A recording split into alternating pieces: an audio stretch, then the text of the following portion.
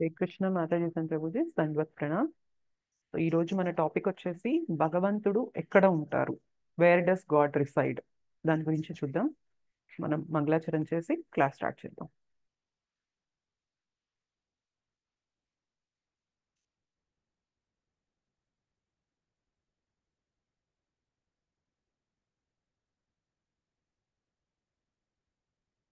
ఓం అజ్ఞానతిమిరాంధస్య జ్ఞానాంజనశలాకయా చక్షురున్మిలితం येन తస్మై శ్రీగురవే నమః. శ్రీచైతన్యమనోభీష్టం స్థాపితం येन భూతలే స్వయం రూపः కదా మహ్యం దదాతి స్వపదాంతికం. వందేహం శ్రీగురోః శ్రీయుతపదకమలం శ్రీగురూన్ వైష్ణవాంశ్చ श्रीरूपं साग्रजातं सहगण रघुनाथान्वितं तं सजीवं साद्वैतं सावधूतं परिजनसहितं कृष्णचैतन्यदेवं श्रीराधा कृष्णपादान् सहगण ललिता श्रीविशाखान्वितांश्च. हे कृष्णा करुणा सिंधो दीनबंधो जगत्पते गोपेश गोपिका कांत राधा कांत नमोस्तुते. तप्त कांचन गौरांगी राधे वृंदावनेश्वरी वृषभानुसुते देवी प्रणमामि हरिप्रिये. नमा ओं विष्णुपादाय कृष्णप्रेष्ठाय भूतले श्रीमते भक्तिवेदांत स्वामिनिति नामिने. नमस्ते सारस्वते देवे गौरवाणी प्रचारिणे निर्विशेष शून्यवादी पाश्चात्यदेशतारिणे. वाञ्छाकल्पतरुभ्यश्च कृपा सिन्धुभ्य एव च पतितानां पावनेभ्यो वैष्णवेभ्यो नमो नमः. जय श्री कृष्ण चैतन्य प्रभु नित्यानंद श्री अद्वैत गदाधर श्रीवासादि गौर भक्त वृंद. हरे कृष्णा कृष्ण कृष्ण हरे हरे हरे राम राम राम हरे हरे. जय जय श्री चैतन्य जय नित्यानंद जय द्वैता चंद्र जय गौर भक्त वृंदा. जय जय श्री चैतन्य जय नित्यानंद जय द्वैता चंद्र जय गौर भक्त वृंदा. जय जय श्री चैतन्य जय नित्यानंद जय द्वैता चंद्र जय गौर भक्त वृंदा. ओम नमो भगवते वासुदेवाय. ओम नमो भगवते वासुदेवाय. ओम नमो भगवते वासुदेवाय.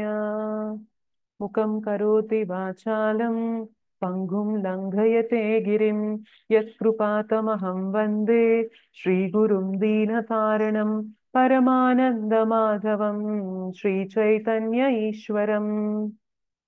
श्री श्री राधा मदन मोहन जी की जय. श्री श्री गौर निताय की जय.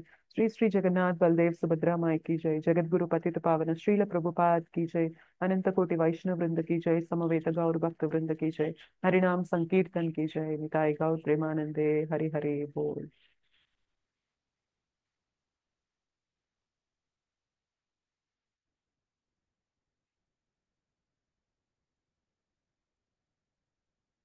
Thank you so much Mataji Prabhu. ఇందాక మనం అనుకున్నట్లు మన టాపిక్ వచ్చేసి భగవంతుడు ఎక్కడ ఉంటారు, ఎక్కడ నివసిస్తారు అనే దాని గురించి. అయితే మీరు అడగొచ్చు, మీకు అన్మ్యూట్ చేసుకునే ఆప్షన్ ఉంది కదా. ఓకే. సో మీరు అడగొచ్చు, భగవంతుడు ఎక్కడుంటారు అనేది స్ట్రైట్ ఫార్వర్డ్ క్వశ్చన్ కదా మాతాజీ. ఎక్కడుండేది ఏముంది, భగవంతుడు తన ధామంలోనే ఉంటారు కదా, భగవద్ధామంలోనే ఉంటారు. వైకుంఠంలో కానీ గోలోకంలో కానీ ఉంటారు కదా. మరి అందులో మనం క్లాస్ పెట్టుకొని డిస్కస్ చేయాల్సింది ఏంటి అన్న దాని గురించి వచ్చినట్లయితే, భగవంతుడు అక్కడ ఉంటారు, ఫైన్, అది క్లియర్ మనకి. భగవంతుడు భగవద్ధామంలో ఉంటారు. అయితే భగవంతుడు ఇంకా ప్రీతి చెందుతూ ఉండే ప్లేస్ ఏంటి అనేది ఇవాళ చూద్దాం. ఓకే, దీని గురించి డిస్కస్ చేయడానికి మనం ఏం చేద్దామంటే రామాయణం నుంచి ఒక చిన్న వృత్తాంతాన్ని డిస్కస్ చేద్దాం. అయితే మనకి రామాయణంలో ఆ, రామ లక్ష్మణ భరత శత్రుఘ్న మనకి 4 బ్రదర్స్ అయితే ఆపోజిట్ సైడ్ ఉండే బ్రదర్స్ ఎవరు? ముగ్గురు బ్రదర్స్ అన్నతమ్ములు ఎవరు? ఇంకొక రావణ, కుంభకర్ణ, విభీషణ. విభీషణ. కరెక్ట్, రావణ కుంభకర్ణ విభీషణ. అయితే రావణ అండ్ కుంభకర్ణ మాత్రం ఎప్పుడు అధర్మంగా ఉంటారు. సో మనకు తెలుసు, సీతమ్మ తల్లిని రావణాసురుడు ఎత్తుకొచ్చేస్తారు. అయితే దీనికన్నా ముందే విభీషణ మాత్రము రాముడి భక్తుడు, ఆయనకి భగవంతుని పైన నమ్మకం ఉంది, మనం ధర్మంగా ఉండాలి అని చెప్పి విభీషణకి ముందు నుంచి భగవంతుని పైన ఆ ఇంక్లినేషన్ అనేది ఉంది. సో బట్ ఎప్పుడైతే రావణుడు సీతమ్మని ఎత్తుకొచ్చేస్తారో లంకకి, అప్పుడు ఇంకా విభీషణ చెప్తారు రావణుడికి, ఇది తప్పు, ఇది కరెక్ట్ కాదు అన్నయ్య, ఇలాగా మనము సీతమ్మ తల్లిని తీసుకురావడం అనేది చాలా పాపం, ఇది అది కరెక్ట్ కాదు అని చెప్పి ఎంతో చెప్పడానికి ప్రయత్నం చేస్తారు. కానీ రావణ మాత్రం వినరు, నేను నీ మాట వినను అని వదిలేస్తూ ఉంటారనమాట, మాట అనేది వినరు. కానీ విభీషణకి మాత్రం ఎప్పుడు కూడా రాముడు అంటే ఆ భక్తి ఉండేది. అయితే ఒకసారి ఏమవుతుంది అంటే తన ఆ, ఏదైతే ఉంటుందో ఇంటి నిండా కూడా ఆయన రామ రామ రామ రామ రామ రామ రామ అని మొత్తం వాల్స్ అంతా కూడా రామనామం రాసి, అట్లా మొత్తం రామనామం రాసి ఉంటుంది. సో ఒకసారి రావణుడికి ఎందుకో అనుమానం వస్తుంది. అనుమానం వచ్చి విభీషణ దగ్గరకు వస్తారు. వచ్చి చూసినట్లయితే మొత్తం ఇల్లంతా కూడా రామనామంతో నింపేస్తారు విభీషణ. అది చూడగానే వెంటనే రావణుడికి కోపం వస్తుంది అనమాట. నువ్వు నా వైపు ఉండి నా శత్రువైన రాముడి నామాన్ని మొత్తం అంతా రాసుకుంటావా అని చెప్పి ఒక్కసారిగా ఫుల్ రావణుడికి చాలా కోపం వస్తుంది అనమాట. వెంటనే విభీషణ ఉండి, అంటే భగవద్భక్తులు ఎంత తెలివైన వారు, ఎంత ఆ ఎట్లా అంటే ఎట్లా అయినా రాముడి గురించి చెప్పాలి అన్నదానికి ఎంత తెలివిగా చూపించగలరు, ప్రదర్శించగలరు అనే దాని గురించి ఈ వృత్తాంతం గురించి తెలుసుకోవచ్చు మనం. సో వెంటనే విభీషణ అంటారు, అయ్యో అన్నయ్య నువ్వు తప్పుగా అనుకుంటున్నావు, ఇది రామనామం కాదు, రామ అంటే నువ్వు రాముడు అనుకుంటున్నావేమో, ఇక్కడ రామనామం ఏమో, రామ అంటే రాముడు కాదు, రా అంటే రావణ, మా అంటే మండోదరి. సో మీ ఇద్దరిని నేను ఇక్కడ పూజిస్తున్నాను, నేను ఆరాధిస్తున్నాను. కానీ రావణ మండోదరి అంటే పెద్దగా ఉంటుంది కదా, అందుకని సింపుల్ గా నీ నీ పేర్లో నుండి మండోదరి పేర్లో నుండి మా తీసుకొని రామ రామ రామ రామ అని రాస్తున్నాను.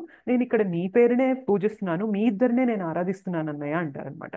సో రావణుడు పిచ్చితనంతో మూర్ఖత్వంతో అలా నమ్మేసి ఓకే ఫైన్, బాగా ఆరాధించు, రామ రామ అంటూ ఉండు అని చెప్పి వెళ్ళిపోతారనమాట. ఇది ఎందుకు చెప్పాను అంటే డివోటీస్ అంతా తెలివిగా ఉంటారు చాలా. తన భక్తి కోసం ఎంత తెలివి అనేది భగవంతుడు వాళ్ళకి ఇస్తారు అనేది మనం తెలుసుకోవచ్చు. సో ఇది అయిపోయాక ఇంకా ఫైనల్ గా ఇంకా ఆ, యుద్ధం అనేది స్టార్ట్ అవుతుంది. రాముడు వచ్చి రావణుడితో యుద్ధం చేయాలి అన్న టైం వచ్చేసినప్పుడు ఇంకా విభీషణ చెప్తారు, ఇంక ఇప్పటికైనా కానీ నువ్వు సీతమ్మని వదిలిపెట్టేసి, ఇప్పటిదాకా నువ్వు నా మాట వినలేదు, నువ్వు ఎవరితో పెట్టుకుంటున్నావో నీకు తెలియడం లేదు, ఆయన మనిషి కాదు మానవ రూపంలో ఉన్న సాక్షాత్తు భగవంతుడు, నువ్వు ఆయనతో పెట్టుకుంటున్నావంటే అది నీ మరణానికి దారితీస్తుంది, దయచేసి నా మాట విను, నువ్వు సీతమ్మ తల్లిని ఇప్పటికైనా, ఇప్పుడు ఇంతకాలం నువ్వు ఆమెని బందీగా ఉంచావు, ఇప్పటికైనా కానీ నువ్వు సీతమ్మని రాముడి వారికి ఇచ్చేసేయి, ఇప్పటికి కూడా రాముడు నిన్ను క్షమిస్తారు, నువ్వు అలాగ నీ తప్పు తెలుసుకొని నువ్వు సీతమ్మని ఇచ్చినట్లయితే నిన్ను క్షమిస్తారు, నిన్నేం చేయరు అని. ఇంకేసారి రావణుడికి కోపం వస్తుంది అనమాట, నువ్వు నా వైపు ఉండి నాకు సపోర్ట్ చేయకుండా నువ్వు మాట్లాడితే రాముడికి సపోర్ట్ చేయాలనుకుంటావేంటి, సీతమ్మని ఇవ్వమంటావేంటి అని చెప్పి ఇంకా రావణుడికి కోపం వచ్చి విభీషణాన్ని రాజ్యం నుండి బహిష్కరించేస్తారు. నువ్వు నా తమ్ముడివి కాబట్టి నిన్ను చంపకుండా వదిలిపెట్టేస్తున్నాను, నువ్వు ఆ రాజ్యం నుంచి వెళ్ళిపో ఇక్కడి నుంచి అని అంటారు. ఫైన్, ఇంకా విభీషణ ఎంత చెప్పినా వినడం లేదు. విభీషణ ఎదిరించడానికి రావణుడికి విభీషణ దగ్గర అంత శక్తి లేదు, రావణుడు చాలా శక్తి గలవాడు. సో ఇంక ఇలా కాదని చెప్పి విభీషణ లంక నుండి వచ్చేస్తారు. అయితే ఇంకా ఎక్కడికి వెళ్ళి ఉండగలరు, తను నమ్ముకున్నది రాముడినే కదా, విభీషణ నమ్ముకున్నది రాముడినే, రాముడే దేవాది దేవుడు, ఆయనే భగవంతుడు అని చెప్పి ఆయనకు అంత నమ్మకం ఉంది, అంత విశ్వాసం ఉంది కాబట్టి ఇంకా నేను అక్కడికి ఇక్కడికి ఎందుకు వెళ్ళాలి, నేను రాముడి దగ్గరికే వెళ్ళిపోతాను, నేను ఇక్కడుండి కూడా రామనామము రామసేవనే చేసుకుంటున్నాను, నేను డైరెక్ట్ గా రాముడి దగ్గరికే వెళ్ళిపోతాను అని చెప్పి ఆయన రాముడి దగ్గరికి రావడం జరుగుతుంది. అయితే ఎప్పుడైతే రాముడు తన వెనక ఉన్న వానర సేన ఇలా విభీషణాన్ని రావడం చూసారో, జనరల్ గా మనము ఆపోజిట్ సైడ్ నుండి ఒకళ్ళు వస్తున్నారు అంటే మనకి ఎలాంటి టెండెన్సీ ఉంటుంది, మనకి ఏం భావన ఉంటుంది, వాళ్ళని నమ్ముదాము పర్వాలేదు అనిపిస్తుందా, మనకి ఎలా అనిపిస్తుంది? నమ్మము కదా మాతాజీ. నమ్మం నమ్మమ్మ తగ్గి. నమ్మము, కరెక్ట్. సో అలానే ఏమంటారు అంటే చుట్టూ ఉన్న వానరసేన కూడా చెప్తూ ఉన్నారు రాముడికి, ఏంటి ఈ రావణుడి వైపు నుండి వస్తున్నారు, రావణుడి తమ్ముడు, సొంత తమ్ముడు విభీషణ వస్తున్నాడు, ఇంకా కావాలని ఇదేదో కుట్ర పన్నుతున్నారు రామ, మీరు ఆయన్ని దగ్గరికి తీయకండి, మీ శరణు కోసం వస్తున్నట్లున్నారు అని చెప్పి అంటారు అందరూ. సో ఆయన దగ్గరకు వస్తారు, రాముడి పాదాల దగ్గర పడి, నేను ఆ, రావణుడి తమ్ముడిని విభీషణుడిని, కానీ నేను మా అన్నయ్యకి చెప్పాను ఇలా తప్పు, సీతమ్మని విడిచిపెట్టమని, కానీ తను వినలేదు. ఆ, నేను మీ శరణు తీసుకోవడానికి వచ్చాను, దయచేసి నాకు మీ పాదాల చెంది ఇంత చోటు ఇవ్వండి అని చెప్పి ఆయన అడుగుతారు. సో మిగిలిన వానరులందరూ చెప్తున్నారు, నమ్మద్దు రామ, నమ్మద్దు, వాళ్ళు ఆపోజిట్ సైడ్ నుండి మన శత్రువు వైపు నుండి వస్తున్నారు, ఆయన అస్సలు నమ్మద్దు, మన వైపు ఉండి మన పన్నాగాలన్నీ తెలుసుకొని వాళ్ళు ఇంకా మన పైన అటాక్ చేయడానికి ఇట్లాగా నాటకం ఆడుతున్నారు, దయచేసి మీరు నమ్మద్దు నమ్మద్దు అని చెప్పి అందరూ గట్టిగా చెప్తున్నారనమాట రాముడికి. సో రాముడు అందరి మాట వింటున్నారు, కానీ రాముడు ఎవరిని చూస్తారు ఆ టైంలో, ఏమన్నా గెస్ట్ చేయగలరా? ఎవరి మాట వినడానికి సిద్ధంగా ఉంటారు రాముడు అప్పుడు? విభీషణుడి మాటే. హనుమంతుని మాట వినడానికి సిద్ధంగా ఉంటారనమాట. హనుమ వైపు చూస్తారు, సో అందరూ చెప్తున్నారు వినద్దు అని. సో ఒక్కసారిగా హనుమంతుని వైపు చూసి అడుగుతారు, నువ్వేమంటావు హనుమ అని చెప్పి అంటారనమాట. సో హనుమంతుడు యాజ్ యూజువల్ ఆయన ఎప్పుడు ఇలాగా చేతులు జోడించే పొజిషన్లోనే ఉంటారు రాముని ముందు. సో అలా చేతులు జోడిస్తూ చెప్తారు, స్వామి, ఆయన ఎట్లాంటి బ్యాక్గ్రౌండ్ అయినా ఉండని, ఆయన ఎట్లాంటి స్థితి నుండి అయినా, ఎట్లాంటి పరిస్థితి నుండి అయినా రాని, కానీ ఒక్కసారి ఆయన డిసైడ్ అయ్యి, స్వామి రామ, నేను మీ పాదాల చెంత మీ శరణు పొందడానికి వచ్చాను అంటే మీరు ఖచ్చితంగా శరణు ఇవ్వాల్సిందే స్వామి అని చెప్పి హనుమ చెప్తారనమాట. సో హనుమ చెప్పిన మాటకి రాముడు ఎంతో సంతోషించి నవ్వి విభీషణుడిని తన శరణు ఇస్తారనమాట విభీషణుడికి. ఇదంతా జరిగే ముందు, సీతమ్మ తల్లిని ఎత్తుకు వెళ్లే ముందు, ఎప్పుడైతే రాముల వారు, సీతమ్మ తల్లి, లక్ష్మణుడు ఈ ముగ్గురు అరణ్యవాసానికి వస్తారో, సో భరతుడు వచ్చి మీ పాదుకల్ని నేను అయోధ్యలో ప్రతిష్ఠ చేస్తాను అని భరతుడు రాముడి పాదుకలు తీసుకువెళ్తారు. సో ఇంకా తర్వాత ఎలా అంటే, రాముడు పాదుకలు లేకుండా, అంటే పాదరక్షలు ధరించకుండానే అడవి అంతా తిరుగుతూ ఉంటారు. సో అడవి అనేది సాఫ్ట్ గా స్మూత్ గా ఉంటుందా? ఉండదు కదా, ఎన్నో ముళ్ళులు, రాళ్ళు, ఇట్లాంటివన్నీ ఉంటాయి అక్కడ. సో అవన్నీ కూడా రాముడి పాదాల్లో గుచ్చుకుంటూ ఉంటాయి. సో గుచ్చుకుంటూ ఉన్నప్పుడు, ఎప్పుడైతే నైట్ వాళ్ళ కుటీరానికి వచ్చి బస చేస్తారో, అప్పుడు ఆ సీతమ్మ తల్లి తీయడానికి ప్రయత్నం చేస్తూ ఉంటే ఒప్పుకోవడం లేదు. సో సీతమ్మ తల్లి లక్ష్మణ స్వామికి చెప్తారనమాట, నేను చేస్తూ ఉంటే ఒప్పుకోవడం లేదు, కనీసం నువ్వన్నా అవి రాముని పాదాలకి గుచ్చుకున్న ఆ ముళ్ళని తీయి లక్ష్మణ అని చెప్పి చెప్తూ, లక్ష్మణ వచ్చి అవి తీయడానికి ప్రయత్నం చేస్తూ ఉంటే రాముడు ఒప్పుకోరనమాట. సీతమ్మ తల్లికి లక్ష్మణుడికి ఇద్దరికి కూడా తీయద్దు అంటారు. ఎందుకు తీయద్దు అంటున్నారు? అవి గుచ్చుకున్నాయి కదా, మీకు నొప్పి పెడతాయి కదా అంటేను, నా పాదాలకి చెంతకి చేరిన వాళ్ళు మనుషులు మాత్రమే కాదు, రాళ్ళు, రప్పలు, ముళ్ళని కూడా నేను వదులుకోను అని అంటారనమాట రాముడు. సో రాముడి భావం, గుణం ఎలాంటిది అంటే, తన పాదాల చెంతకి ఎవరైనా ఒక్కసారి చేరారు అంటే ఆయన్ని నేను ఎప్పుడూ విడిచిపెట్టను. అది ఎంతో ముళ్ళలాంటి స్వభావం. ఇక్కడ మనం గుర్తుపెట్టుకోవాల్సినదే, మన స్వభావం ఎలా అయినా ఉండని, మన ప్రవృత్తి రాక్షస ప్రవృత్తి నుండి రాని, మనం ఎంత చెడ్డ పనులైనా చేయని, ఎలా అయినా చేయని, ఒక్కసారి అంటే చెడ్డ పనులు ఏమి రిప్రజెంట్ చేస్తున్నాయంటే ముళ్ళ లాంటి స్వభావం కలిగిన వాళ్ళం అనమాట. మనం ఎందరినో బాధ పెట్టని, ఎంతో తప్పు పాపాలు చేయని, కానీ ఒక్కసారి రాముడి పాదాలకు చెంతకు చేరామనుకోండి, అవి ఎంత కష్టంగా ఉన్నా, ఎంత నొప్పిగా ఉన్నా రాముడు వాటిని వదులుకోవాలనుకోరు. సో అలా ఒకసారి చెప్పారు. ఈ ఘట్టం ఏదైతే విభీషణ వచ్చి శరణు పొందే ఘట్టం ముందే మనకి అరణ్యవాసంలో ఆ ముళ్ళని తీయద్దు అని చెప్పి రాముడు చెప్పారు. ఇవాళ రాక్షసుని వైపు, రావణుడి వైపు నుండి వచ్చిన తన తమ్ముణ్ణి తను ఎలా రిజెక్ట్ చేయగలుగుతారు? తను చెప్పిన మాటే కదా. సో అందరూ కూడా అపోజ్ చేస్తూ ఉన్నారు, వద్దు వద్దు నమ్మద్దు అని. కానీ హనుమంతుల వారు ఏం చేశారు? హనుమంతుడికి రాముడి పాదాల చెంత శరణు అనేది ఎంత విలువైనది అనేది హనుమంతునికి బాగా తెలుసు కాబట్టి, హనుమంతుడు తన భక్తుడు, కంప్లీట్ గా భక్తి భావంలో ఉంటారు కాబట్టి, హనుమంతుల వారి వైపు చూసినప్పుడు మీరు ఖచ్చితంగా శరణు ఇవ్వాల్సిందే స్వామి, ఎవరైనా కానీ మీ పాదాల చెంతకు వచ్చినప్పుడు అని హనుమ చెప్పినప్పుడు ఆయన సంతోషించి విభీషణకి శరణు ఇచ్చి చెప్తారనమాట, నేను ఇప్పుడు అనౌన్స్ చేస్తున్నాను, లంకకి నువ్వు రాజువి అని చెప్పి ఆ విభీషణుని అనౌన్స్ చేస్తారనమాట. సో అందరూ ఆశ్చర్యపోతారు, అదేంటి స్వామి, అదేంటి ప్రభు, మీరు అలా ఎలా అంటారు? ఇప్పుడు లంకలో రావణుడు ప్రభువుగా ఉన్నారంటే, రావణుడు పాలిస్తూ ఉన్నారు కదా, మీరు విభీషణని లంకకి ప్రభువుగా ఎలా మీరు అనౌన్స్ చేస్తారు, ఎలా చెప్తారు మీరు అంటేను, అప్పుడు రాముడు అంటారు, ఒకవేళ రావణుడు వచ్చి తన తప్పు తెలుసుకొని సీతమ్మను నాకు ఇచ్చేసి సీతమ్మని అప్పగిచ్చేసి నా పాదాల చెంతకు వచ్చేసి నేను తప్పు చేశాను అంటే గనక మరి అప్పుడు మీరేం చేస్తారు? మరి అప్పుడు ఆల్రెడీ మీరు విభీషణాన్ని లంకకి రాజుగా అనౌన్స్ చేశారు కదా, మరి అప్పుడు లంక రావణుడి రాజ్యం కదా, అప్పుడు మీరు ఏం చేయగలరు అని చెప్పి అడిగితే, ఒకవేళ రావణుడు వచ్చి అదే పని చేసి నా పాదాల చెంత ఆయన కూడా శరణు వేడుకున్నట్లయితే రావణుణ్ణి నేను నా రాజ్యమైన అయోధ్యకి రాజుగా డిక్లేర్ చేస్తాను అన్నారనమాట. ఇంకా కన్ఫ్యూజన్ వస్తుంది అందరికి. అయోధ్యకి ఇప్పుడు ఎవరు రాజుగా ఉన్నారు ఈ టైంలో? భరతుడు. ఆయన పాదాలు కదా, ఆయన భరతుడు. చెప్పులు. సారీ, పాదాలు కదా ఆయన పాదాలు. భరతుడు మేడం. భరతుడు. భరతుడు. ఓకే, భరతుడు రాముడి పాదుకలని గుర్తుగా పెట్టి రాముడి తరపున రాజ్యం చేస్తున్నారు. కానీ జనరల్ గా ఇప్పుడు రాజు ఎవరు అంటే అక్కడ భరతుడే పాలిస్తూ ఉన్నారు, రాముడి తరపున పాలిస్తూ ఉన్నారు. సో ఇప్పుడు అందరికీ క్వశ్చన్ వచ్చింది, మరి రావణుడు వచ్చి మీకు శరణు పొందితే మీరు అయోధ్యని ఇస్తానంటున్నారు, మరి భరతుడికి ఏమి ఇస్తారు? మీరు భరతుడికి ఆల్రెడీ రాజ్యం ఇచ్చారు, మరి భరతుడు వచ్చి అడగచ్చు కదా, అదేంటి ప్రభు, అదేంటి స్వామి, మీరు నాకు ఇచ్చారు కదా అయోధ్యని, మరి రావణుడికి ఇస్తారేంటి ఇప్పుడు అయోధ్యని, రావణుడు శరణు పొందినంత మాత్రాన అని చెప్పి భరతుడు వచ్చి అడిగితే మరి ఇప్పుడు ఏం చేస్తారు, ఇప్పుడు ఇంకా పెద్ద కష్టం కదా అని చెప్పి అంటారు అందరూ. సో భరతుడికి ఏమి ఇస్తానంటారు? ఎవరికైనా ఐడియా ఉందా మరి ఇప్పుడు భరతుడు వచ్చి అడిగితే? ఓకే, భరతుడు వచ్చి అడిగితే ఏమంటారు అంటే, భరతుడికి నా ధామమైన వైకుంఠాన్ని నేను ఇచ్చేస్తాను అంటారనమాట. ఇంకా అందరికి ఇంకా ఆశ్చర్యం వేస్తుంది, అదేంటి స్వామి, రావణుడికేమో లంక ఉంది, అదేమో విభీషణుడికి ఇస్తానంటున్నారు, భరతుడికేమో అయోధ్య ఉంది, అదేమో రావణుడికి ఇస్తానంటున్నారు, అండ్ మీకేమో వైకుంఠధామం ఉంది, అదేమో భరతుడు వచ్చి అడిగితే భరతుడికి ఇచ్చేస్తానంటున్నారు, మరి మీరెక్కడ ఉంటారు? అందరికీ అన్ని ఇచ్చేస్తున్నారు, మరి మీరెక్కడ ఉంటారు అని అడిగినప్పుడు సింపుల్ గా ఎప్పుడైతే ఆ విభీషణ వచ్చి తన పాదాల చెంత చేరినప్పుడు హనుమంతుని వైపు చూసారో, ఇప్పుడు కూడా హనుమంతుని ముఖం చూసి హనుమంతుని వైపు నవ్వుతూ అంటారనమాట రాముడు, నేను హనుమంతుని గుండెల్లో ఉంటాను అని అంటారనమాట రాముడు. చూసారా ఎంత మర్సిఫుల్ అంటే రామచంద్రుడు ఒక్కసారి ఆయన పాదాల చెంతకి చేరినప్పుడు ఆయన ఏమైనా ఇచ్చుకోవడానికి రెడీగా ఉంటారు. సో మీకు ధామం లేదు కదా, మరి మీరెక్కడ ఉంటారు స్వామి, అందరికి అన్ని ఇచ్చేస్తున్నారు అంటే హనుమంతుని వైపు ప్రేమగా చూసి చెప్తారు, నేను హనుమంతుని గుండెల్లో ఉంటాను. హనుమంతుని గుండెల్లో ఉన్నారా లేదా స్వామి? ఉన్నారు.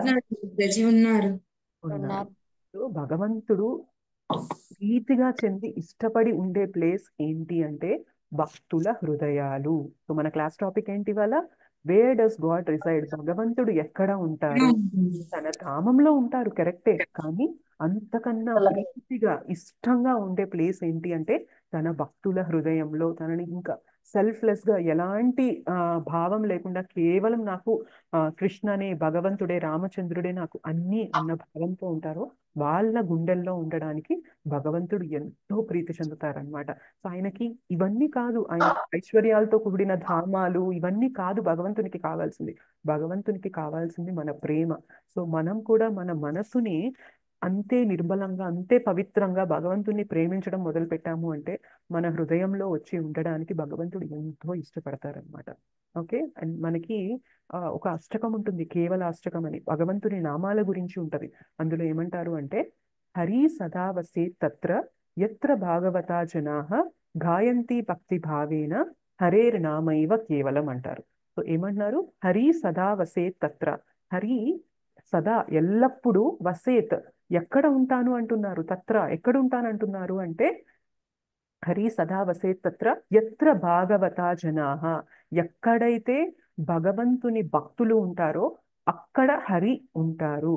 సో ఎక్కడ అది అంటే గాయంతి భక్తి భావేన హరేర్ నామేవ కేవలం, ఎక్కడైతే భక్తి భావంతో నోరెత్తి మనం హరే కృష్ణ కృష్ణ కృష్ణ హరే హరే, హరే రామ రామ రామ హరే హరే అని కంప్లీట్ గా సరెండర్ తో భక్తి భావంతో మనం భగవన్ నామాలు తీసుకుంటూ ఉంటామో, సో భగవన్ నామాలు తీసుకునే వారే కదా భగవద్భక్తులు, అక్కడ హరి సదా వసే తత్ర, అక్కడ హరి శ్రీరాముడు కృష్ణ ఖచ్చితంగా ఎప్పుడు ఉంటాను అక్కడే అని చెప్పి చెప్తారు కేవలాష్టకంలో. సో అదే మనకి ఇక్కడ శ్రీరామచంద్రుడు చెప్తున్నారనమాట, నాకు ఎక్కడ ఉండాల్సిన లేకపోయినా కూడా నేను హ్యాపీగా నా భక్తుల హృదయంలోకి వెళ్ళి నేను ఉంటాను. ఎప్పుడు వాళ్ళు హరినామం చెప్తూ ఉంటారు, నా స్మరణే చేసుకుంటూ ఉంటారు. సో వాళ్ళ హృదయంలోకి వెళ్ళి ఉండడం, వాళ్ళ హృదయ నివాసి అయి ఉండడం అనేది నాకు చాలా ఇష్టమైన నివాసం అని చెప్పి రామచంద్రుడు చెప్తారనమాట. అండ్ మనం కూడా ఎప్పుడైతే భగవన్ నామం తీసుకుంటూ ఉంటామో, భగవత్ కథ వింటూ ఉంటామో ఏమంటారు తెలుసా? మనం భాగవత శ్రవణం భగవంతుని గురించి వినే కొద్దీ ఏమవుతుంది అంటే భగవంతుడు మనలోకి ఎలా ఎంటర్ అవుతారు తెలుసా? మన చెవుల ద్వారా ఎంటర్ అవుతారు. మనం కథ ఎలా వింటాము? చెవుల నుండి వింటాం. జనరల్ గా మనం భగవంతుని దర్శించుకోవాలి అంటే కళ్ళతో దర్శించుకోవాలి అనుకుంటాం. కానీ భగవంతుని కథకు వచ్చేసరికి డిఫరెంట్ అయిపోతుంది అనమాట. ఏంటి అంటే భగవంతుడి కథ వినే కొద్దీ మనం చెవుల ద్వారా వింటాం కదా. సో భగవంతుడు మనలోకి ప్రవేశించేది చెవుల ద్వారా అంటారు కథ రూపంలో. అండ్ కథ రూపంలో ప్రవేశించిన భగవంతుడు డైరెక్ట్ గా మన హృదయంలోకి వెళ్ళి అక్కడ ఉంటారనమాట. అండ్ మనకేమంటారు అంటే కృష్ణ ఎలా ఉంటారు? కృష్ణ రూపం ఇలా స్ట్రైట్ గా ఉంటుందా? లేదు ఆ, మాతాజీ. త్రిభంగం. మూడు త్రీ మూడు ఫోల్డ్స్ కలిసి ఉంటారు ఇట్లా. దాని మీద ఒక కాలు తీసుకొని ఎస్, త్రిభంగ శ్యామ సుందర అంటారు. సో మూడు ఇట్లా వంపులు ఉంటాయన్నమాట. ఆయన అలా నిలబడతారు కదా. సో ఒకసారి మనం హరికథ కృష్ణ గురించి వినే కొద్దీ ఏమవుతుంది అంటే అలా త్రిభంగ శ్యామ సుందర ఇలా గుండెల్లోకి వెళ్ళిపోతారనమాట. వెళ్ళిపోయిన త్రిభంగ శ్యామ సుందర అక్కడ ఏమవుతుంది అంటే మన హృదయం అనేది చాలా చిన్నగా ఉంటుంది కదా. ఆయన అక్కడ ఇరుక్కుపోతారు. ఇరుక్కుపోయి స్ట్రైట్ గా ఉంటే ఏదో ప్రయత్నం చేసి బయటకు రావాలని ప్రయత్నం చేయొచ్చు. కానీ ఇట్లా త్రీ ఫోల్డ్స్ కలిగి ఉన్నారు కదా భగవంతుడు. సో అక్కడికి వెళ్ళిపోయాక ఇంక ఇరుక్కుపోతారు, అక్కడ నుంచి బయటికి రాలేరు. అండ్ అక్కడేమో చాలా మాలిన్యం ఉంది, చాలా అంటే కల్మషం ఉంది కదా. సో అక్కడికి వెళ్ళిన భగవంతుడు ఇంకేం చేస్తారు? నేను ఇక్కడ నుంచి ఎలాగో బయటికి రాలేను, సంభవం వచ్చి ఇరుక్కుపోయాను, నేను ఇక్కడ ఇంత అంటే కల్మషం ఉంది, ఇన్ని అనర్థాలు ఉన్నాయి. సో గమ్ముగా ఉండడం దేనికి? దీన్ని క్లీన్ చేద్దాం అని చెప్పి భగవంతుడు మన హృదయంలో ఉన్న మాలిన్యాల్ని, కల్మషాల్ని, అనర్థాల్ని అన్నిటినీ కూడా క్లీన్ చేయడం మొదలు పెడతారు. సో వీటన్నిటికీ మొదలెక్కడ? మనం హరికథ వినడం, హరినామం చెప్పి ఆ నామాన్ని అటెంటివ్ గా, అందుకే జపం చేసేటప్పుడు అంటారు నామం చెప్తూ నామాన్ని ఎంతో అటెంటివ్ గా, ఎంతో శ్రద్ధగా వినాలి అని. వినే కొద్దీ ఏమవుతుంది? భగవంతుడు మెల్లగా మన హృదయంలోకి చేరతారు. చేరిన భగవంతుడేమో దాని నుండి బయటికి రాలేరు, అలా ఇరుక్కుపోయి ఉంటారు. అండ్ లోపలంతా అనర్థాలు ఉన్నాయి కాబట్టి ఆయన పని ఏంటి? సరే ఎలాగో వచ్చి ఇక్కడ పడ్డాను అని చెప్పి మొత్తం అన్నిటినీ క్లీన్ చేస్తూ, అనర్థాలన్నిటినీ క్లీన్ చేస్తూ ఉంటారనమాట. అలా మనం చక్కగా పవిత్రులం అయిపోవచ్చు. సో భగవంతుడే స్వయంగా తనే వచ్చి మన హృదయాన్ని శుద్ధీకరణ చేస్తారనమాట. ఎప్పుడు చేస్తారు అంటే భగవత్ కథ వింటున్నప్పుడు, భగవన్ నామం వింటున్నప్పుడు, భగవత్ స్మరణ జరుగుతున్నప్పుడు ఇలా జరుగుతుంది అంటారు. సో భగవంతుడు ఎక్కడ ఉండడానికి ప్రీతి చెందుతారు? భక్తుల హృదయం. భక్తుల హృదయములో. భక్తుల హృదయాల్లో.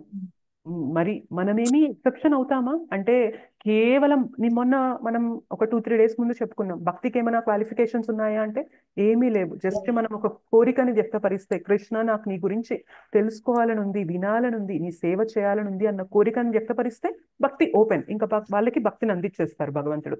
మరి మనం అలా ఎక్స్ప్రెస్ చేసామనుకోండి, మనకి కూడా భక్తిని ఇస్తారు, మనం కూడా భక్తులం అయిపోతాం. అప్పుడు మనం భక్తులం అయిపోతే ఏమవుతుంది? మన హృదయంలో ఎవరు వచ్చేస్తారు?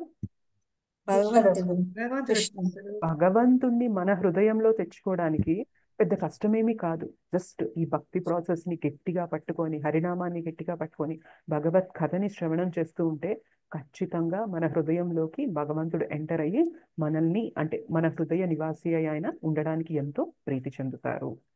Okay, is it clear? Clear Mataji, clear. ఏమైనా క్వశ్చన్స్ ఉన్నాయా? మాతాజీ ఒకటి షేర్ చేసుకోవచ్చా? చెప్పండి మాతాజీ. హరే కృష్ణ మాతాజీ, ధన్యవాద ప్రణామ్ మాతాజీ. ధన్యవాదాలు. అయితే మీరు ఇప్పుడు చెప్పినట్టు నేను ఓ రోజు ఉట్టిగానే ఇమేజ్ చేసుకున్నా మాతాజీ. మీరు అంటుంటే అంటే ఇదివరకు గురువులు చెప్పారనుకోండి, నేను కూడా చాలా క్లాసెస్ అటెండ్ అవుతుంటాను. ఇలాగే ప్రభుజీ ఒకసారి చెప్తే నేను అనుకున్నాను అనమాట, పెదవుల నుండి చెవిలోకి వెళ్తుంది నామము. అవును. హరే రామ హరే రామ హరే కృష్ణ కృష్ణ కృష్ణ హరే హరే, హరే రామ రామ రామ అని అవి ఓ పుష్పాలలాగా మన చెవిలోకి వెళ్ళిపోతాయి మాతాజీ. మన గుండెల్లో ఉన్న భగవంతుడికి అంటే చెప్పారు కదా మీరు, మన గుండెల్లో భగవంతుడు 4 ఇదిలా ఉంటాడని. ఆ భగవంతుడి దగ్గరికి ఆ నామం చేరుతుంది అనమాట. అలాగే ఒక హార్ట్ షేప్ వేసుకొని ఆ నామాన్ని పెదవుల నుండి చెవిలోకి పోయి, చెవిలో నుండి గుండెలోకి పోయేటట్టు అట్లా అన్వయించుకున్నా మాతాజీ. అది కరెక్టే కాదని నాకు ఇప్పుడు అంటే అంటే నేను చాలా చక్కగా ఇమేజ్ చేశాను అని అనిపించింది మాతాజీ. అది హరి బోల్. యాక్చువల్ గా మనం కథ వినేటప్పుడు కూడా కథతో మమేకమైతూ ఉండాలి, భగవంతుని కథతో. సో నిన్న ఒక వీడియో విన్నాను నితాయ్ సేవిని మాతాజీది. అందులో చెప్తారు ఏంటి అంటే భక్తి అనేది 2 రకాలుగా ఉంటుంది. ఫెయిత్ అనేది భక్తి కానీ ఏంటంటే పాసివ్ ఒకటి, యాక్టివ్ ఒకటి అంటారు. పాసివ్ భక్తి అంటే నాకు తెలుగులో ఏమంటారో ఆ పదాలు కరెక్ట్ గా తెలియదు. పాసివ్ అంటే ఏంటి అంటే ఏదో జపం చేయమన్నారు చేశానా, కథ వినమన్నారు విన్నానా, భగవద్గీత చదవమన్నారు చదివానా, సో ఏవైతే మనల్ని ఫాలో అవ్వమన్నారు ఫాలో అయ్యానా అంటే అది కూడా భక్తినే. చేయడం అనేది కష్టతరమే ఈ కాలంలో కలియుగంలో. అండ్ మనం మానవ జన్మ తీసుకొని అవి ఫాలో అవుతున్నామంటే మంచిదే.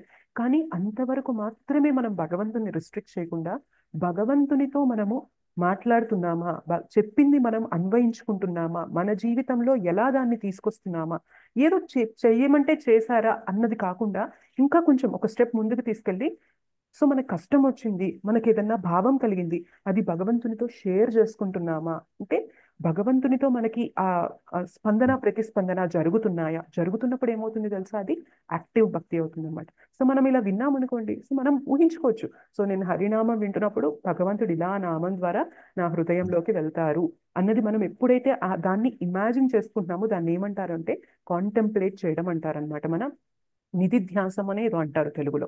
సో మనం చెప్పేది ఏదో పెదవులతో చెప్పడము, చెవులతో అలా విని వదిలేయడం కాకుండా దాన్ని మళ్ళీ మనం మననం చేస్తున్నప్పుడు ఏమవుతుంది అంటే మనం యాక్చువల్గా విన్న దానితో మనం మళ్ళీ కనెక్ట్ అవుతున్నాం అనమాట. అలా చేయడం వల్ల ఇంకా మనం భక్తిలో ఒక రసాన్ని పొందుతాం.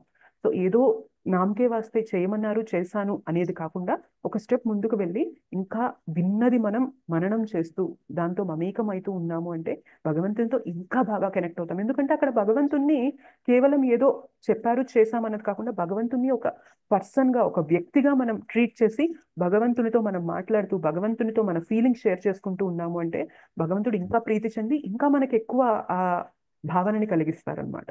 సో ఎప్పుడైతే భక్తిలో ఆ భావన అనేది మనకు వస్తూ ఉంటుందో అసలు వదిలిపెట్టాలనిపించదు. చుట్టూ ఉన్న మనుషులు మనతో కొంతకాలం మాత్రమే ఉంటారు, కానీ ప్రతి క్షణం ఎవరు ఉన్నా లేకపోయినా ఎలాంటి పరిస్థితుల్లో కూడా మనకి తోడుండేది భగవంతుడితో మనం అలా మాట్లాడుకోవచ్చు, మన భావాల్ని వ్యక్తపరచుకోవచ్చు, భగవంతుడు వింటున్నారు అన్న భావన మనకు ఒక్కసారి కలిగింది అనుకోండి, చుట్టూ ఉన్న పరిస్థితులు ఇంకా మనల్ని అంత కదిలించవు మాతాజీ. భక్తికి రెండు స్టేట్స్, పాసివ్ స్టేట్ ఒకటి, యాక్టివ్ స్టేట్ ఒకటి. పాసివ్ స్టేట్ లోకి రావడం కష్టమే, బట్ ఒక్కసారి వచ్చాక మనం అన్ని ఫాలో అవుతున్నప్పుడు దాన్ని ఇంకొంచెం స్టేట్ పై స్థాయికి తీసుకెళ్లి భగవంతుణ్ణి ఒక వ్యక్తిగా భావించి ప్రతిదీ కూడా మనం విన్నదంతా మననం చేస్తూ భగవంతుడు నాతో అలా ప్రతిస్పందిస్తారు, సో నేను ఇలా చేస్తే ఇలా ప్రతిస్పందిస్తారు అన్న భావనలో మనం ఎమోషనల్ గా ఎప్పుడైతే భగవంతుడితో కనెక్ట్ అవుతూ ఉంటామో అప్పుడు ఇంకా మంచి భావం కలుగుతుంది. అండ్ ఇంకా భక్తిలో మనం ఆ టేస్ట్ ఆ రసాన్ని పొందొచ్చు మాతాజీ. సో మీరు చేసింది కరెక్టే Mataji, definitely correct. Okay Mataji. Hare Krishna. Hare Krishna Mataji. Hare Krishna Mataji. Girija మాతాజీనా ఇంకో మాతాజీనా నెంబర్స్ యాడ్ చేయమంటున్నారు, నాకు రావట్లేదు మాతాజీ, చెప్తే నోట్ చేసుకుంటారా మీరు? అవునా, మీరు నాకు వాట్సాప్ లో పంపిస్తారా ఇప్పుడు, అంటే అందరికీ అలాగా ఓపెన్ గా చెప్పడానికి? అవ్వటం లేదు, ఈ గ్రూప్ లో మీరే చేస్తారు. హరే సరే కృష్ణ అయితే నాకు మాతాజీ. చాట్ బాక్స్ లో పెట్టండి, నాకు నేను ఇక్కడ చాట్ బాక్స్ లో టైప్ చేయగలరా, నేను యాడ్ చేస్తాను. చేయలేను మాతాజీ. చేయలేరా? Okay fine. సరే అయితే ఒక్క నిమిషం నేను నోట్ చేస్తాను. ఓకే. హరే కృష్ణ మాతాజీ. హరే కృష్ణ ప్రభుజీ. మాతాజీ ఇందాక మీరు వృత్తాంతం చెప్పారు కదా మహాభారత్ రామాయణంది. అయితే రాముడు ఆయన ఫస్ట్ నుంచి కూడా మీరు దేవుడు అని అందరు అంటుంటారు, ఐ మీన్ అంటుంటారు కదా. అయితే నేను దేవుణ్ణి కాదు మామూలు మనిషినే నేను అని అంటుంటారు కదా, అంటే విన్నాను. అయితే ఆ ఇప్పుడు ఈ రావణుని ఎపిసోడ్ వచ్చినప్పుడు ఆయన నా దామం భరతునికి ఇచ్చేస్తా అని అలా ఇలా అంటారు, ఐ మీన్ ఆయన మనిషి అని చెప్తుంటారు కదా. దామం గురించి ఆయనకు ఐడియా లేదు. ఆయనకి తెలుసు ప్రభుజీ, ఆయన భగవంతుడే అలా వచ్చినప్పుడు సో నరుడికి ఉండాల్సిన పవర్స్ ఏంటో దానికి తగ్గట్టే ఆయన తన యుద్ధ శక్తులు అవన్నీ ప్రదర్శిస్తూ ఉంటారు. కానీ నేను నరలీల చేయడానికి వచ్చాను అని భగవంతునికి తెలియకుండా నరుడిగా ఆయన అంతా అంటే తెలియకుండా ఉండరు. సో ఆయన భగవంతుడే నేను నరలీల చేయడానికి వచ్చాను, ఎందుకు చేయడానికి వచ్చాను అంటే రావణుడు కోరిన కోరికల మూలంగా. రావణుడు ఏం కోరుకుంటారు, నాకు ఎవరి వైపు నుండి చావు రాకూడదు, కేవలం మనుషులు వానరులు కోతులు ఏవైతే ఈ జాతి ఉన్నాయో వీళ్ళని వదిలేస్తారు, సో మిగిలిన వాళ్ళు ఎవరి నుండి నాకు చావు రాకూడదు అని కోరుకున్నారు. కాబట్టే భగవంతుడు నరలీలగా చేసి ధర్మాన్ని స్థాపించి రావణుణ్ణి సంహరించి ధర్మాన్ని స్థాపించడానికి అండ్ ఒక మనిషిగా ఎలా బ్రతకాలి మనము అనేది కూడా చూపించడానికి రాముడు వచ్చారు. రాముడికి మనిషిగా ఎంతవరకు పవర్స్ ఉంటాయో అంతవరకే ఆయన చూపించగలరు. బట్ ఆయనకు తెలుసు అంటే అది కంప్లీట్ గా మర్చిపోయి నేను భగవంతుణ్ణి కాదు అన్న ఇదిలో ఆయన ఏమి ఉండరు. సో ఆయన భగవంతుడే అలా వచ్చారు అన్న ఇదిలోనే ఆయన బిహేవ్ చేస్తారు. సో ఎవరైతే భక్తితో ఉంటారో ఆయన తెలుసుకుంటారు ఈయన నరలీల చేయడానికి వచ్చిన భగవంతుడు అని తెలుసుకుంటారు. ఈవెన్ కృష్ణుణ్ణి కూడా చాలా మంది కేవలం మనిషి అని చెప్పే ట్రీట్ చేశారు. కానీ ఎవరైతే భక్తితో ఉన్నారో వాళ్ళు మాత్రమే తెలుసుకున్నారు. సో ఈయన దుష్ట సంహారం చేయడానికి ఇలాగా అవతారం ఎత్తారు, కానీ ఈయన భగవంతుడే అని చెప్పి తెలుసుకుంటారు. సో మనకి ఆ భక్తి ఉన్నప్పుడు మాత్రం ఆయన ఏ లీల చేయడానికి వచ్చారు, కానీ ఆయన ఎవరు అనేది తెలుస్తుంది ప్రభుజీ. సో రాముడికి కూడా తెలుసు నేను భగవంతుణ్ణే, కానీ నేను నరలీల చేయడానికే వచ్చాను. అది మర్చిపోయి రాముడేమీ ఉండరు. కానీ నరుడికి ఏవైతే పవర్స్ ఏవైతే ఎంతవరకు చేయగలరో అంతవరకు మాత్రమే చేస్తారు. Yes Prabhuji. Hare Krishna Mata. Thank you Prabhuji. Hare Krishna. Thank you. Thank you Prabhuji. Hare Krishna Mataji. Hare Krishna Mataji. ఇప్పుడు మనము త్రేతాయుగంలో రాముడు, ద్వాపరయుగము కృష్ణుడు కదా మాతాజీ. మరి అంటే ద్వాపరయుగం కంటే త్రేతాయుగం ముందు కదా మాతాజీ. మరి మనం హరే రామ అనకుండా హరే కృష్ణ అనే ఫస్ట్ కృష్ణ అని ఎందుకు అంటున్నాం మాతాజీ? అంటే ఎగ్జాంపుల్ అంటే అంతా విష్ణు అవతారమే కదా మాతాజీ. అంటే ఇప్పుడు మనం ఎగ్జాంపుల్ గా రామునిది కూడా చెప్పుకుంటున్నాం కదా రామ్ అంటే గొప్పతనం గురించి. మరి ఎందుకు మాతాజీ? అది నాకు చాలా డౌట్. ప్రశ్న ఉందా మీకు అలాగా? ఓకే. సో యాక్చువల్ గా ఈ అవతారాలని బట్టి మనకి ఈ హరే కృష్ణ మహామంత్రం అయితే రాలేదు. అండ్ ఇంకొకటి ఏంటి అంటే రాముడు ముందొచ్చారు, కృష్ణుడు తర్వాత వచ్చారు అంటున్నారు. కానీ ప్రతి దానికి మూలం విష్ణువుకి, రాముడికి, నరసింహస్వామికి, వామనమూర్తికి, సో వీళ్ళందరికీ మూలం ఎవరు అంటే కృష్ణనే. మనకి శ్రీమద్ భాగవతంలో ఉంటుంది, కృష్ణస్తు భగవాన్ స్వయం అని అంటారనమాట. సో కృష్ణ భగవంతుడు, కృష్ణ నుండే వీళ్ళందరూ వస్తారనమాట. సో మహావిష్ణువు వస్తారు, శ్రీరామచంద్రుడు వస్తారు, నరసింహస్వామి వస్తారు, వామనమూర్తి వస్తారు, వరాహమూర్తి వస్తారు. సో వీళ్ళందరూ కూడా కృష్ణ నుండి వచ్చిన అవతారాలు మాతాజీ. సో మూలం ఎవరు, అన్నిటికన్నా రూట్ సోర్స్ ఎవరు, అందరికీ మూలం ఎవరు అంటే కృష్ణ మాతాజీ. సో కృష్ణస్తు భగవాన్ స్వయం అని శ్రీమద్ భాగవతంలో ఉంటుంది మనకి. సో మనకి కృష్ణ ద్వాపర యుగంలో వచ్చినంత మాత్రాన కృష్ణ తర్వాత వచ్చారు, రాముడు ముందొచ్చారు. సో హరే కృష్ణ మహామంత్రంలో కూడా హరే రామ ముందుండాలి, కృష్ణ తర్వాత ఉండాలి. దీనికి దానికి సంబంధం లేదు. అన్నిటికీ మూలం కృష్ణ. అండ్ కలియుగంలో మనం జపించాల్సిన నామం హరే రామ రామ రామ హరే హరే, హరే కృష్ణ కృష్ణ కృష్ణ హరే హరే. ఈ నామం లేదు అని చెప్పి చెప్పరు. కానీ కలియుగంలో మనకి బ్రహ్మదేవ 4 వేదాలు చదివి మనకి ఈ యుగంలో మనం ఏది జపిస్తే మనం ఈ బాధల నుండి బయటపడగలము, ఒకటే ఒక సొల్యూషన్ ఏంటి దీనికి అంటే అప్పుడు మనకి బ్రహ్మదేవ అన్ని వేదాలు చదివి ఇచ్చిన ఇది అన్నమాట. సో కలి సంతారణ ఉపనిషత్ అని ఉంటుంది మనకి. సో ఉపనిషత్తులు మనకి 108 అయితే అందులో ఒక ఉపనిషత్తు కలి సంతారణ ఉపనిషత్తు. సో అది స్పెసిఫిక్ గా కలియుగంకి సంబంధించిన ఉపనిషత్ అన్నమాట. అందులో కూడా చెప్తారు హరే కృష్ణ కృష్ణ కృష్ణ హరే హరే, హరే రామ్ రామ్ రామ్ హరే హరే. సో ఈ నామము కలియుగంలో మనం తీసుకున్నట్లయితే మనకి ఈ బంధాల నుండి, ఈ కల్మషాల నుండి బయటపడడానికి ఒకే ఒక్క మార్గము ఈ హరే కృష్ణ మహామంత్రం జపించడం అని చెప్పారు. బట్ మీరు అడిగిన క్వశ్చన్ రాముడు ముందొచ్చారు కాబట్టి హరే రామ ముందు రావాలి అంటే దీనికి దానికి సంబంధం లేదు మాతాజీ. రాముడు ముందొచ్చినా కూడా రాముడు ఎక్కడి నుండి వచ్చారు అంటే అందరికీ మూలం కృష్ణనే మాతాజీ.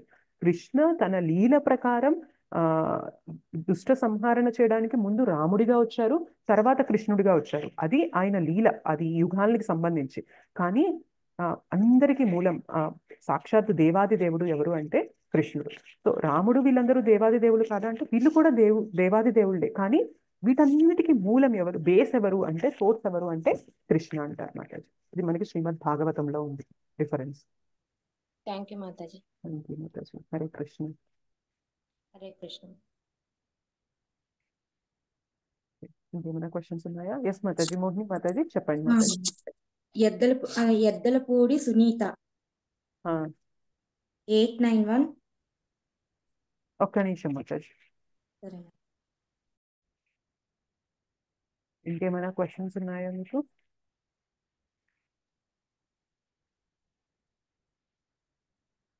ఓకే మాతాజీ. చెప్పండి మాతాజీ. రాముడికి రావణుడికి శత్రుత్వం ఉందన్నారు కదా మాతాజీ. శత్రుత్వం అంటే మనం అనుకునే శత్రుత్వం కాదు. అధర్మం వైపు నిలబడిన వాళ్ళు ప్రతి ఒక్కరు కూడా భగవంతునికి ఆపోజిట్ గా ఉన్నవాళ్ళు మాతాజీ. ధర్మం వైపు నిలబడ్డారనుకోండి, వాళ్ళకి భగవంతుడు ఎప్పుడు ప్రీతికరంగానే ఉంటారు, ప్రీతికరంగానే కనిపిస్తారు.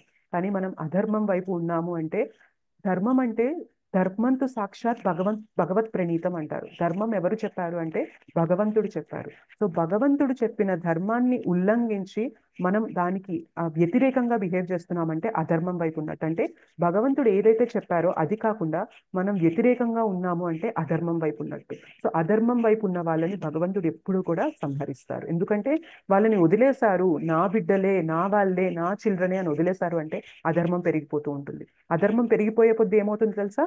ధర్మాన్ని పాటించే వాళ్ళకి ఇబ్బంది అనేది కలుగుతుంది. సో భగవంతుడు అవతరించేది ఎందుకు అంటే ఈ అధర్మాన్ని నిర్మూలించి, అధర్మం చేసే వాళ్ళని సంహరించి ధర్మాన్ని ప్రతిష్టాపన చేయడానికి.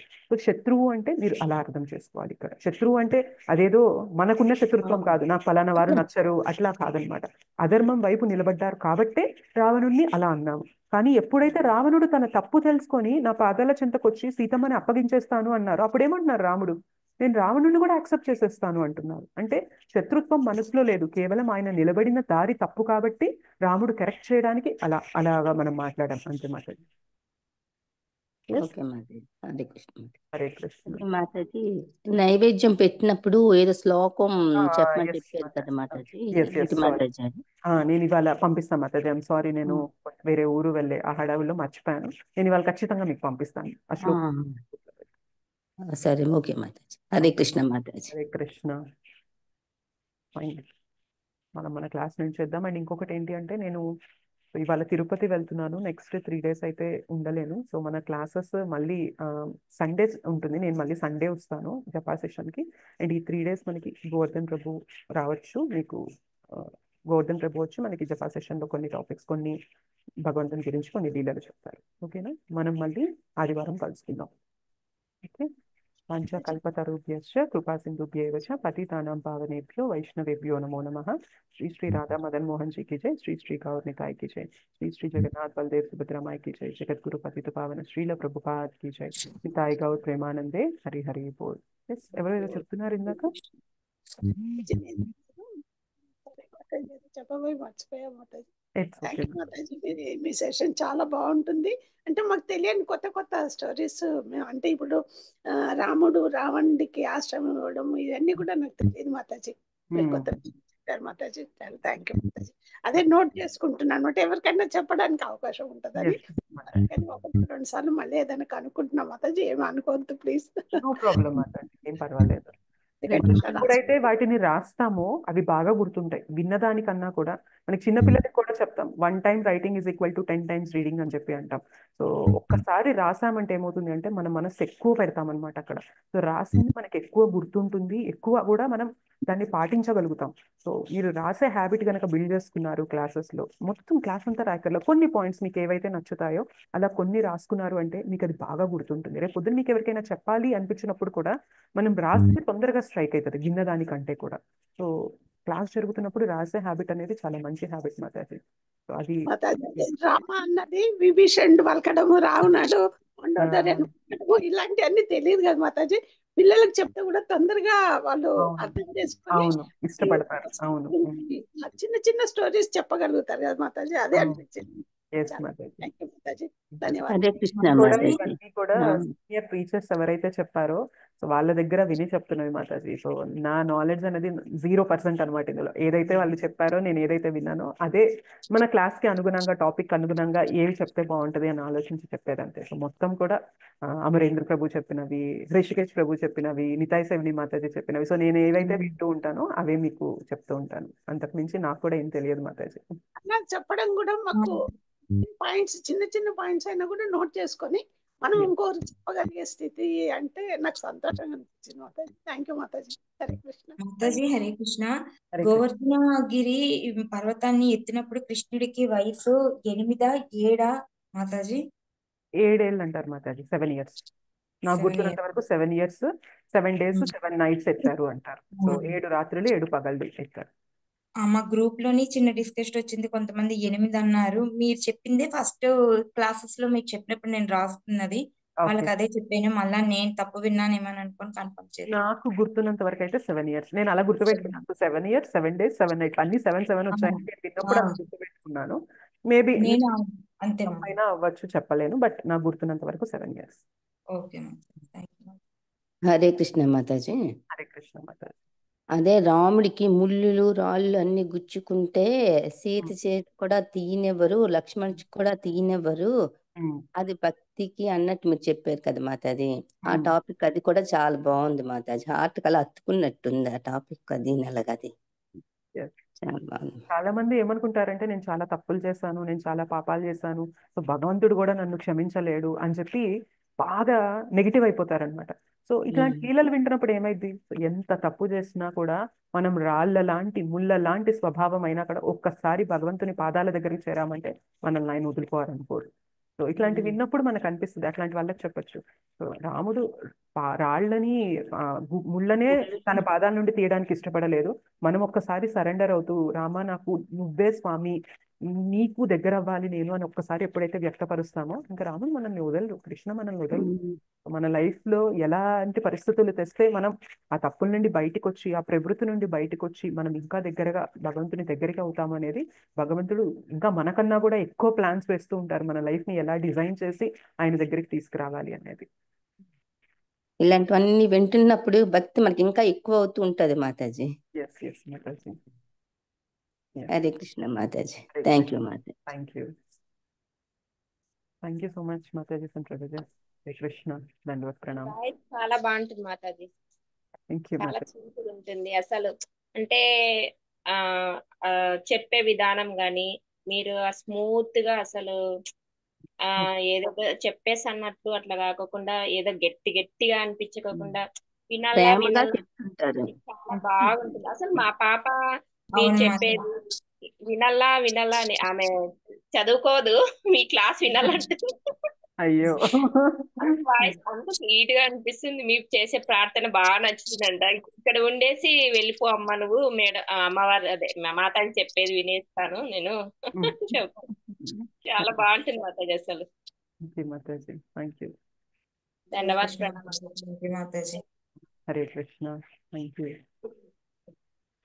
ఓకే, మళ్ళీ మనం అందరి మాటలు మోహిని మాతాజీ చెప్పేశారు మాతాజీ. మేమేమి చెప్పాల్సిన అవసరం లేకుండా మా అందరినీ రిప్రజెంట్ చేసి ఆవిడ చెప్పారు. నిజంగానే చెప్తుంటే అసలు కళ్ళ ముందర కట్టినట్టుగా కనిపిస్తూ ఉంటుంది. అది నిజంగా మా ఎదురుగా జరుగుతోందా అన్నట్టుగా అనిపిస్తూ ఉంటుంది. నిజంగా మీకు చాలా చాలా థ్యాంక్స్ మాతాజీ. అసలు థ్యాంక్ యూ అంతా మాతాజీ. కృష్ణ దయ నిజంగా చెప్పాలి అంటే ఇవన్నీ చెప్పడం కూడా ఒక కళేనండి యాక్చువల్లీ. అంతా ఆ ఈశ్వరుడి అనుగ్రహం లేకపోతే చెప్పలేము. చెప్పడం కూడా ఒక ఇదే.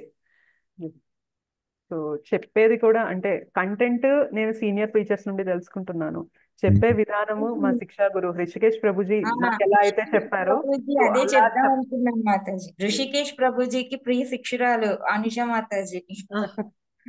సో ఎలా అయితే హరి బోల్. చెప్తారో హరికథ, సో అలా చెప్తే ఎక్కువ ఇంపాక్ట్ చూపిస్తాము అని చెప్పి నాకు అది ప్రభుజీ ద్వారా నేను తెలుసుకున్నాను. సో మాక్సిమం అలాగా చెప్తే వినే వాళ్ళకు కూడా అది బాగా వినసొంపుగా ఉంటుంది, అర్థమవుతుంది, దాన్ని అవలంబించడానికి కూడా ఇష్టపడతారు. సో అన్నది అలా తెలుసుకున్నాను. అండ్ ఏదైనా చేయగలుగుతున్నాను అంటే ఇది కృష్ణ కృప, గురు కృప, వైష్ణవుల కృపనే మాతాజీ. మాతాజీ మా అందరి తరఫున ఒక చిన్న విన్నపం. మీరు తిరుపతి వెళ్తున్నా అంటున్నారు. మా అందరి తరఫున కూడా దేవాది దేవుడైన ఏడుకొండల స్వామికి మా నమస్కారాలు తెలియపరచండి దయచేసి. మాతాజీ భక్తిలో మేము ఎదగాలి అని దండం పెట్టుకోండి మాతాజీ మీతో పాటు. షూర్ మాతాజీ, అందరం కలిసి ఎదగాలి అని చెప్పి దండం పెట్టుకున్నాం. Yes, అది important. Thank you. Hare Krishna. మీరు తిరుపతి వెళ్తున్నారు అంటే అదే చెప్దాం అనుకున్నాను. అంటే అప్పటికప్పుడే మార్పు వచ్చేస్తుంది మాతాజీ. మాయాదేవి అండి. మా అందరి హృదయాల్లో మీరు నిలిచిపోయారు మాతాజీ. కృష్ణ ఎట్లా నిలిచిపోయారో మీరు కూడా అలా నిలిచిపోతున్నారు మాతాజీ. చాలా చక్కగా చెప్తున్నారు. అంటే మనకు మంచి అనుబంధం ఏర్పడుతుంది అని అనిపించింది Mataji. Thank you so much Mataji. ఇదంతా కృష్ణ ఏర్పరిచిన అనుబంధాలు ఇవన్నీ మనకి. భక్తి వసుదైక కుటుంబం అంటారు కదా మాతాజీ, అలా మనంతా వసుదైక కుటుంబం అనమాట. Mataji thank you. సో ఇలానే కంటిన్యూ చేయండి, లీవ్ చేయొద్దు జపా సెషన్ ని, భక్తిని లీవ్ చేయొద్దు, చక్కగా వినండి, నామం చెప్పండి.